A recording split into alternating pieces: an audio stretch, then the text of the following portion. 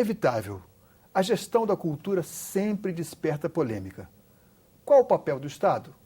Que manifestações devem ser apoiadas? E as leis que regem o setor são satisfatórias?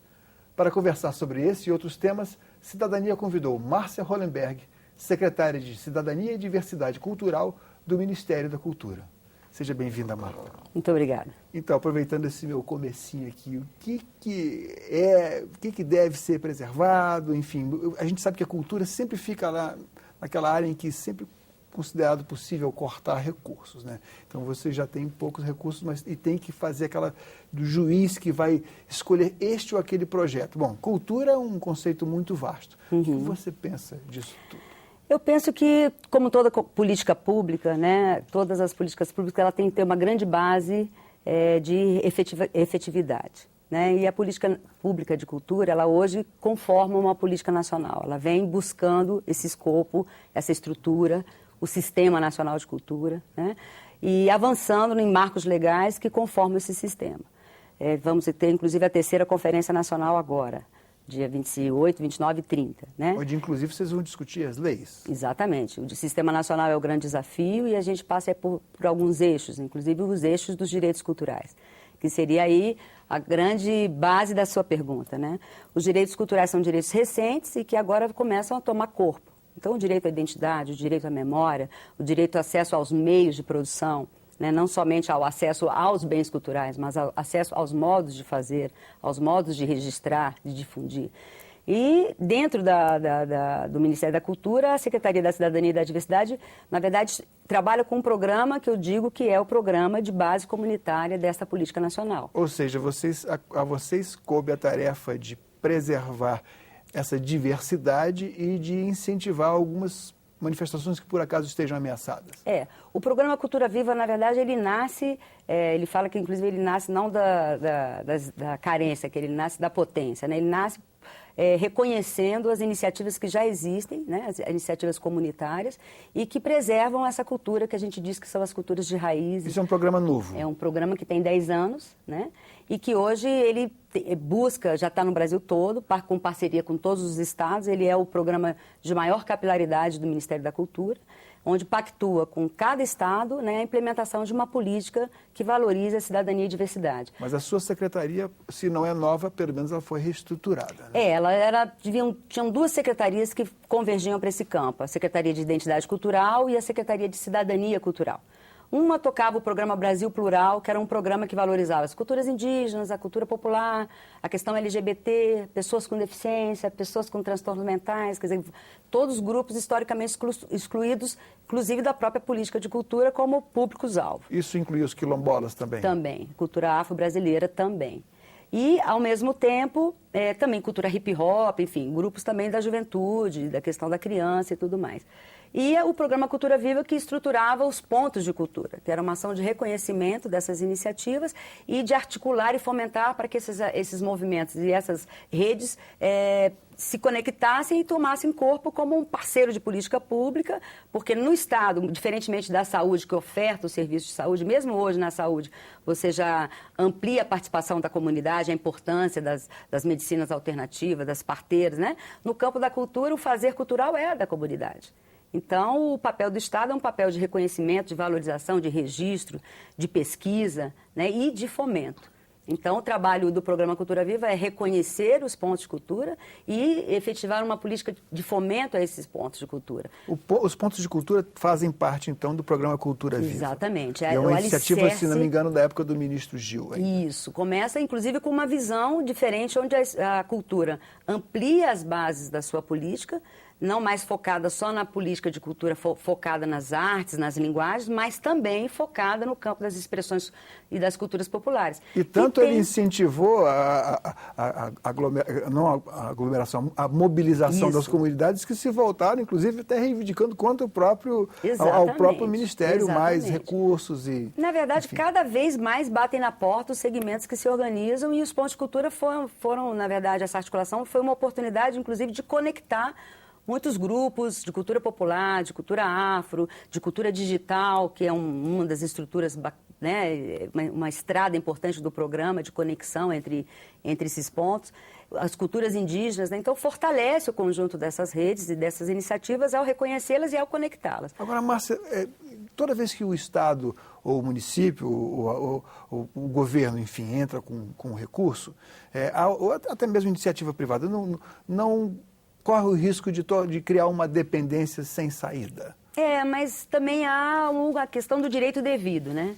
Quer dizer, quanto de recursos no campo da cultura é investido nessas iniciativas? Se você pegar a lei de incentivo, por exemplo, quanto da lei de incentivo vai para os grupos indígenas ou para as comunidades de cultura tradicional? Então, na verdade, aí é uma busca de equidade de aplicação de recursos, né, de reconhecimento de direitos que são devidos. Está claro que você tem que fomentar sem criar uma dependência. Mas, ao mesmo tempo, você também pode, dependendo das circunstâncias, por exemplo, numa comunidade tradicional, numa comunidade quilombola, você pode buscar que esse fomento se dê por um período maior, né? E se dê também de várias maneiras. Hoje a gente diz que o financiamento, com convênio, com prêmio, é uma das formas de fomento. A gente teria que pensar que você pode ter bolsas, que você pode ter capacitação, que você pode ter acesso a linhas de crédito, que você pode ter outras maneiras de fomentar. A informação passa a ser um elemento muito importante também com relação ao fomento dessa rede. E a ocupação de espaços públicos, de equipamento, a participação dessas expressões e desse patrimônio no âmbito das escolas, né? A importância da juventude conhecer o patrimônio cultural do país. Né? Não ser colocada apenas uma cultura que vem dos grandes centros de outros países, mas, na verdade, conhecer o Brasil profundo. Quando você vai para o norte, nordeste do país, você se depara com uma gama de expressões que muitas vezes a gente desconhece. Então, a oportunidade, inclusive dentro das escolas, de ter acesso a esses conteúdos, a essas trajetórias, a história dos indígenas, a história da cultura afro-brasileira, dos ciganos, né? Como fazer dessa diversidade um elemento de formação da cidadania, né? De combate ao preconceito, ao racismo. Então, a gente tem aí uma dívida importante de fomento das iniciativas, mas, ao mesmo tempo, de fazer com que esses conteúdos, esses conhecimentos circulem e sejam compartilhados, que haja interações, inclusive estéticas, com a área de formação de áreas de arte, de teatro, de cinema, né? O que a gente vê, na verdade, é um resultado muito impactante da oportunidade, muitas vezes, de você ver crianças de 3, 4, 5 anos, por exemplo, ensaiando com o mestre da cultura popular do boi, né? Então, são oportunidades que se colocam de maneira diferenciada. Eu acho que o impacto do programa Cultura Viva, ele já se faz presente, mas ele, a cada possibilidade, agora com mais cultura nas escolas, que permite, inclusive, que os pontos de cultura, os mestres possam participar do processo de formação cultural dentro da escola, eu acho que a gente aí está fazendo uma trajetória que vai inovar na busca, inclusive, de soluções de que conceitos, do que a gente espera desse país, né?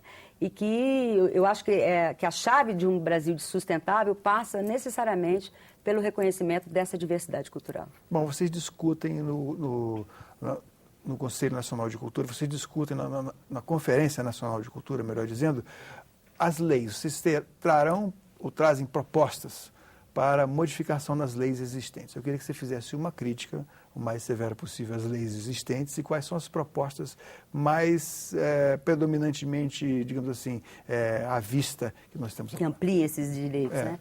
Olha, eu acho que tem uma lei, falando especificamente da questão do Programa Cultura Viva, que está tramitando, que já tramitou na Câmara, que passa agora para o Senado, que é a Lei Cultura Viva. A Lei Cultura Viva, ela vai trazer aí uma política nacional, que é hoje um programa, né? Ela vai alçar esse programa a uma condição de política nacional, com envolvimento de Estado, de município, que já está acontecendo na prática. E ela busca trazer novas formas de operar essa política. Então, essa é uma política, é uma lei que a gente espera que avance como um marco regulatório dessa ação e que possa nos dar normativas de como operar essas parcerias com a sociedade civil. Tem em tramitação também a questão do novo marco regulatório com a sociedade civil, que eu acho que hoje esse é o maior desafio do Estado com relação a estabelecer mecanismos de parceria com a sociedade civil sem onerar essa sociedade civil, que seja fácil de ser operado, de ser avaliado, de ser controlado. Então, acho que é um desafio do Estado, está tramitando no Congresso, a Casa Civil também se debruça sobre essa pauta e há uma expectativa muito grande de que a gente avance. E, na verdade, esse marco regulatório não é só para a cultura, ele é para o conjunto das políticas públicas, né? Então, eu diria que essas são duas leis muito importantes para o campo da Política Nacional de Cultura.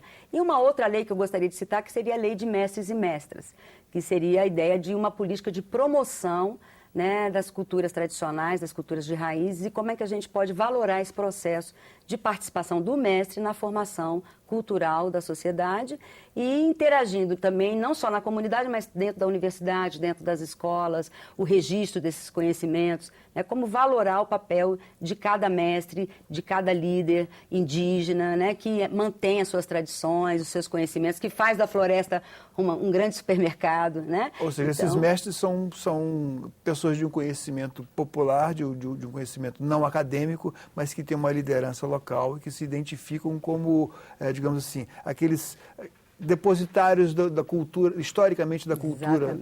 Exatamente. E que tem muito a nos ensinar, que tem um modo de viver, uma cosmovisão, que tem uma série de conhecimentos sobre plantas medicinais, né, sobre a forma de viver mesmo, a forma de entender o mundo, né?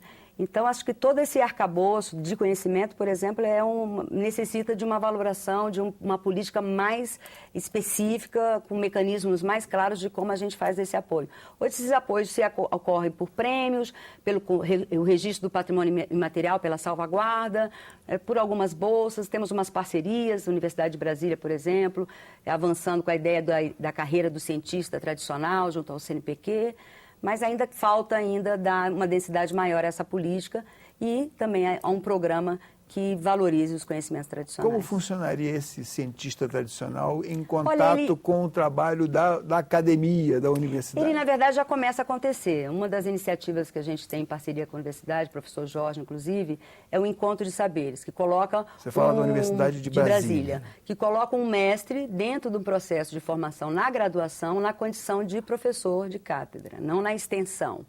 Que normalmente a comunidade é o campo da extensão. Mas não, reconhece que o professor, né, um indígena, por exemplo, que trabalha a arquitetura de uma oca. O saber popular é conhecido pela então, dentro do curso acadêmica. de arquitetura, por exemplo, né, a formação, a estruturação e construção de uma oca, né, ela é dada por um indígena, né? Um líder que conhece aquela arquitetura tradicional e que vai ali ministrar uma aula como um outro professor. Então, um reconhecimento daquele saber, né, honoris causa, aquele saber que foi dado pela vida, pela experiência, pelos ancestrais, né, pela tradição, e que ele pode ali compartilhar com a academia e interagir com a academia. Então, a ideia é de você alçar esses mestres uma condição e um reconhecimento de mestres da cultura popular, e seria uma analogia aos cientistas, a ideia de carreira tradicional dentro da ciência, quer dizer, de cientistas tradicionais. Né? Quando se fala em cultura popular, em pontos de cultura, a gente sempre pensa na sustentabilidade econômica. Porque, afinal de contas, todos precisamos pagar nossas despesas, precisamos nos alimentar, nos vestir, temos outras ambições também. E o Brasil, inclusive, agora cresceu muito, incluiu muitas pessoas no mercado de consumo. Mas, enfim, é interessante que a gente saiba de alguns exemplos da economia criativa nos pontos de cultura. Você poderia dar alguns? Hoje a gente tem, por exemplo, pontos de cultura que são uma referência na cidade, que viraram um polo de audiovisual, ou trabalham com crianças formando para formarem suas bandas, seus corais. Então você tem todo um trabalho. Os pontos de cultura, eles partem do reconhecimento de algo que já existe. Então, teoricamente, são iniciativas que já existiam, que já aconteciam na comunidade. Quando a gente fala dessa sustentabilidade econômica, você tem duas vertentes. Eu escuto muito de alguns pontos de cultura, eu falo assim, pois é, mas os usineiros recebem subsídio permanente na sua produção e tal. Outro, enfim, você tem apoios do governo para linhas de produção. Por que a cultura não mereceria um fomento também, já que pela Lei Rouanet, ela já mostra que a sustentabilidade dela necessita de um apoio, de captação, de patrocínios, enfim. Eu acho que o mais importante é que a gente garanta a essas comunidades a possibilidade de existirem, de funcionarem, o acesso aos meios e, gradativamente, um processo de profissionalização naquilo que couber. Porque você também tem iniciativas culturais que elas sobrevivem dentro daquela relação comunitária, dentro das famílias, e que não necessariamente elas têm uma visão de um desenvolvimento comercial e econômico, né?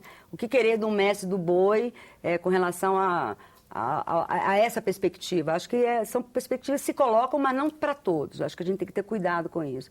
E você vai ter uma linha de empreendedorismo, de artesanato, de grupos, por exemplo, que se formaram em audiovisual, hoje fazem filmagens, vendem seus serviços.